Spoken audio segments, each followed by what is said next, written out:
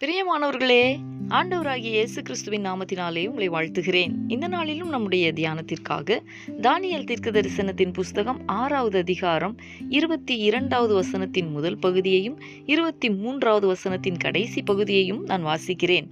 சிங்கங்கள் என்னை சேதப்படுத்தாதபடிக்கு தேவன் தம்முடைய தூதனை அனுப்பி அவைகளின் வாயை கட்டி போட்டார். 23வது வசனம், அவன் தன் தேவன் பேரில் விசுவாசித்திருந்தபடியால் அவனில் ஒரு சேதமும் காணப்படவில்லை.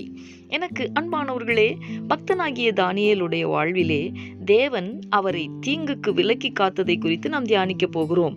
ஆம், தேவ மனிதனாகிய தானியேலும் பாபிலோன் தேசத்திலே சிறையிருப்பிலே இருந்தபோது ஒரு முறை பிரதானிகளும் தேசாதிபதிகளும் ஒன்று கூடி ராஜாவாகிய தரியுவினிடத்தில் போய் 30 நாள் வரையில் ராஜாவாகிய உம்மை தவிர வேறு யாரையும் நோக்கி எவருமே விண்ணப்பம் செய்யக்கூடாது, மீறினால் சிங்கங்களின் கெபியிலே போடப்படுகிறதற்கு ராஜா கட்டளை பிறப்பிக்க வேண்டும் என்று கேட்டு அதற்கு ராஜாவினால் கையெழுத்து வைக்கப்பட வேண்டும் என்றார்கள். அப்படியே ராஜாவாகிய தரியு அந்த பத்திரத்துக்கு கையெழுத்தும் வைத்தான்.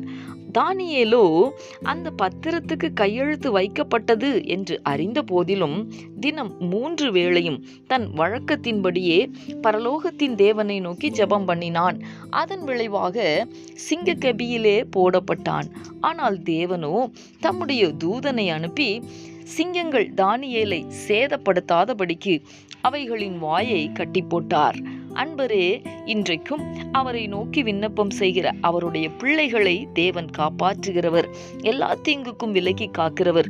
சோர்ந்து போகாமல், மனம் தளராமல், எதிர்ப்புகள் வந்தாலும் எதிர்மறையான சூழ்நிலைகளானாலும் தானியேலைப் போல ஜெபியுங்கள்.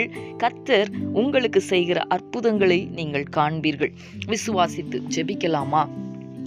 எங்களை நேசிக்கிற எங்கள் அன்பின் பரலோக தகப்பனே, ஆசீர்வாதமான இந்த நாளுக்காக உமக்கு நாங்கள் நன்றி செலுத்துகிறோம். இந்த நாளிலும் சிங்கங்கள் தானியேலை சேதப்படுத்தாதபடிக்கு கர்த்தர் தம்முடைய தூதனை அனுப்பி அவைகளின் வாயை நீர் கட்டி போட்டீர், தானியேலை காப்பாற்றினீர் என்பதை நாங்கள் தியானித்தோமே.